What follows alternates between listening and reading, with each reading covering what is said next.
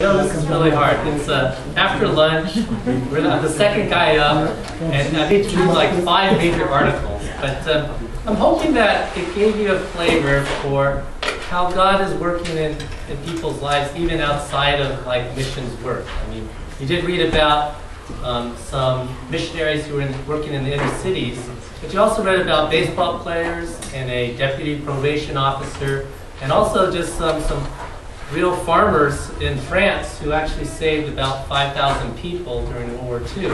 And they were the only ones in France who had done that. And they were recognized by the country of Israel. So hopefully, by going through this pain a little bit, you will remember a few things. And unfortunately, my computer died on me, so I'm going to have to bring it up.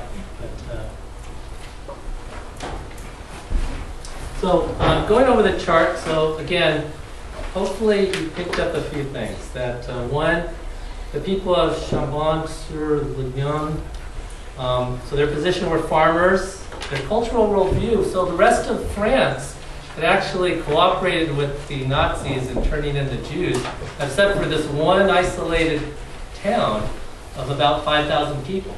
And they were able to save about 5,000 Jews. And it's actually a very famous story. There's a movie about it, but it's not actually very well known. And so that was the cultural worldview. The new worldview was that because they had believed in God and that they had faith in Him, that they actually suffered, and a lot of them were killed in actually trying to save the Jews in their own town. And I think what changed their worldview, I think it was their belief in God, their understanding what the Bible said. And the impact of that worldview is what that article was about. The fact that there were so many people who survived during the Nazi occupation of France. Jim Abbott, baseball player, cultural worldview at that time. So he only has one arm. He was only born with one arm. He was a major league pitcher in the American League. And the worldview is that if you're handicapped, you can't really play baseball. And in fact, if you read the beginning of the article, they say that most baseball players are kind of self-centered and egotistical. But Jim Abbott stood out from that kind of a worldview. So the new worldview I think that Jim Abbott had, as you read what he wrote in his letter, was the fact that Jim Abbott really believed that, this is what God gave him. He only gave him one arm. He's going to make the most of it. And actually, he did very, very well. He was able to pitch in the major leagues. And he was able to impact by writing this letter, I think he is impacting the life of that girl whose hand was exploded, right? I mean, she lost a hand. And yet, he took the time out to care for her and write her a letter. So I thought that's kind of an impact, even if it's just on one life.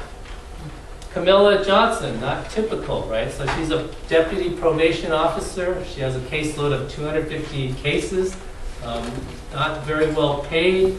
She's been doing it for 30 years. So the cultural worldview there as well, this is kind of just a dead-end job. You're overloaded, you don't have enough time to do a good job, you have all this paperwork to do. Yet her worldview is that somehow in her belief in God, she had come to reconcile that she's got like 10 minutes to be able to impact someone's life, whether it be, in terms of helping them get a job or getting something to drink, getting juice in them. And so she was trying to make a difference with just the little bit of time that she had for each of the people that she had to see as a probation officer. And I think the impact, hard to say. Maybe she is making an impact on these people that she meets, because there's at least someone who cares for these people that no one really cares about, these people on parole. World impact, I think that's pretty self-explanatory. They're urban missionaries doing work in the inner city. Cultural worldview, a lot of people try, but then they pack up and leave. If you read in the article, a lot of people get grants, they do the job, and then they leave. These people actually live in the city. They're actually working among the poor in the city and the underprivileged, and they are really making an impact on the lives of people there. And finally, Harrison Barton, I think he's an interesting one. He's a football player. If you know football, he played for the 49ers. He was the offensive tackle. And he was at the best at his game. I mean, he won 2 Super Bowls. He's just, he was at the top of his game. But his worldview has changed tremendously, right? With the impact of his dad having a brain tumor, that changed his worldview completely. All of the stuff about success and everything really didn't matter. He wanted to be really just a good son who was there for his dad. And I don't know if you recall that commercial, but it showed during the Super Bowl. I don't know if any of you remember that. Okay, none of you remember that, but yeah, it showed his dad and him, and they were just showing how much they loved each other and cared for each other. And so I think, although I would say that there's no mention of God in his life, but I did look up on the internet afterwards. What happened to Harris Park, and he's actually Jewish, and he's one of the few Jewish players in the National League, and he is doing a lot of work with Jewish youth, and he started a foundation working with Jewish youth. So again, the point of this is, I made you go through all this kind of pain, and the reason why is because, unfortunately, I didn't bring it up.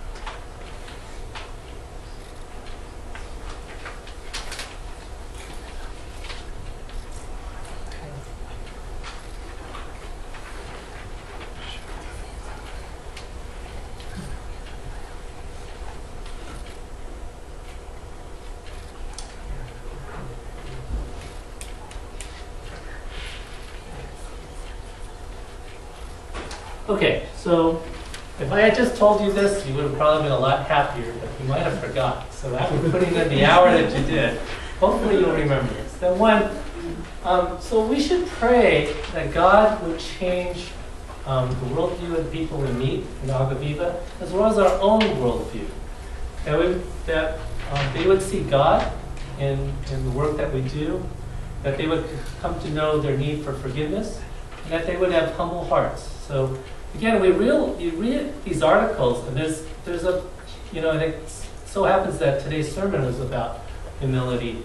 There's a real, I think humility is a key factor in people really coming to understand who God is and having God enter into their life. I mean, I'm not sure of that. There's probably a sermon in there. I don't know it, but it just seems like, after reading these articles, there's a humility about it that allows God to enter into a person's worldview. And so we should pray that God would work on our worldview as well as the worldview of the people that we serve, and that they would come to know God as Lord, that they would come to know their need for forgiveness, and that they would come to know Jesus. We're ambassadors as we serve at Agua Viva. So again, little acts mean a lot. Even if it's just writing a letter like Jim Abbott did. You can imagine the impact it had on the little girl who, maybe when she grows up, reads that letter from the California Angel pitcher. And just little acts can make a huge difference. And we need to believe that God could use us mightily. Okay, that again, we kind of think, oh, we're just one person, but actually God could use us tremendously, and we should expect that. Okay, are there any questions?